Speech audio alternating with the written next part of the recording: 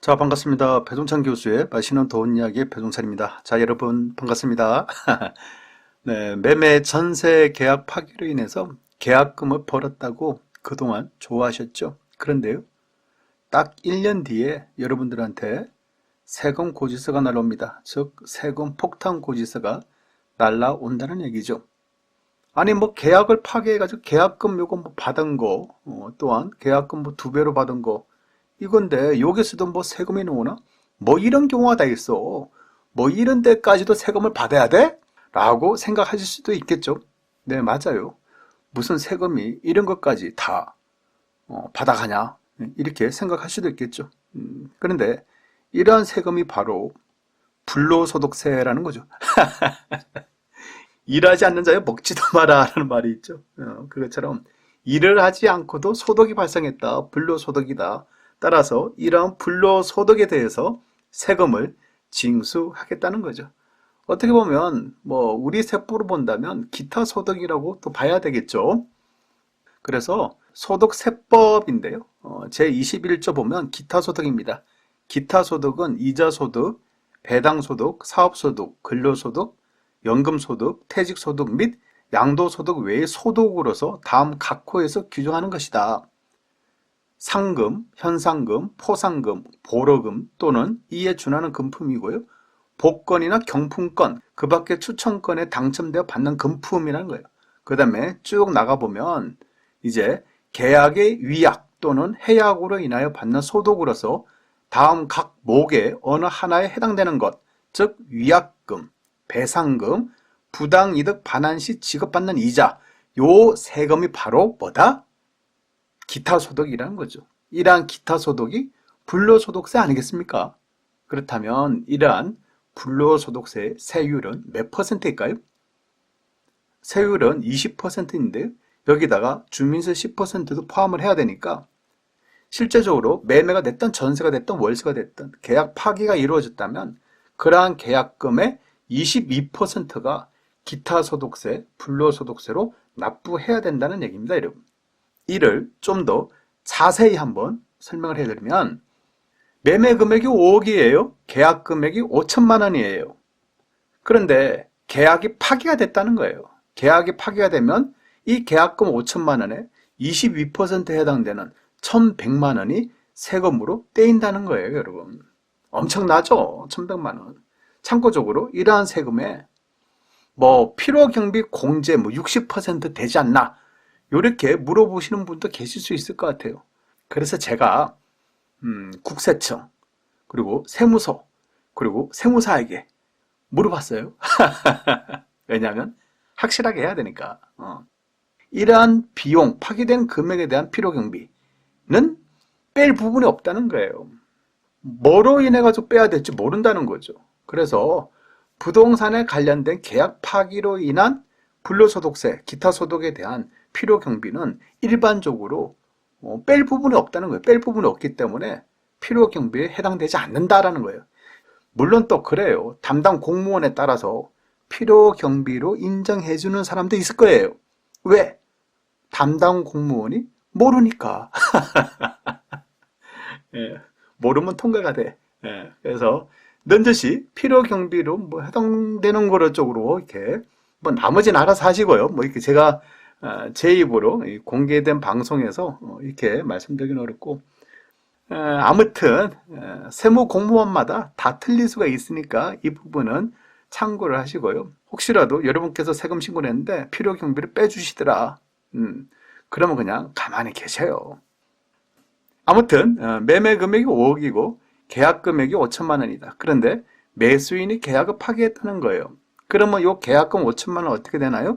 매도인 것이 되겠죠. 따라서 이러한 것을 기타 소득이라는 거예요. 그러면 매도인은 5월 달에 종합소득세 신고할 때 기타 소득 22%, 즉 1,100만 원에 대한 세금을 납부하시면 된다는 얘기고요. 그런데 중요한 거는 매도인, 이 파는 사람이 내가 계약 파기를 했다는 거예요, 여러분. 그러면 계약금에 대해서 2배를 매수인에게 지급해야 되는 거 아닙니까? 그러면 5천만 원 다고 5천만 원 지급했어요. 그러면 계약 파기금, 위약금 5천만 원 누구 거다? 매수인 것이 되겠죠. 이처럼 매수인에게 5천만 원이라는 기타 소득이 발생된 거예요, 여러분. 여기서 이제 중요한 거죠. 매수인이 기타 소득이 발생했는데 중요한 거는 매수인이 기타 소득을 신고 납부하는 것이 아니라요.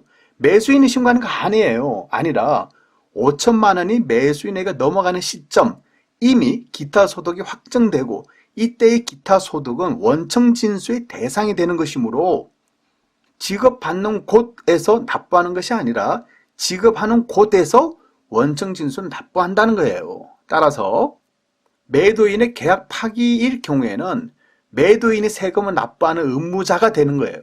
계약금 5천만 원과 위약금 5천만 원 합쳐서 1억이잖아요. 1억 원 중에서 1,100만 원을 뺀 나머지 금액 8,900만 원을 매수인에게 지급하고 매도인은 2배를 지급한 날에 다음 달 10일까지 원천 징수 신고 및 1,100만 원을 세무서에 납부를 하면 된다는 거예요, 여러분. 결국 간단히 요약을 해드리면요.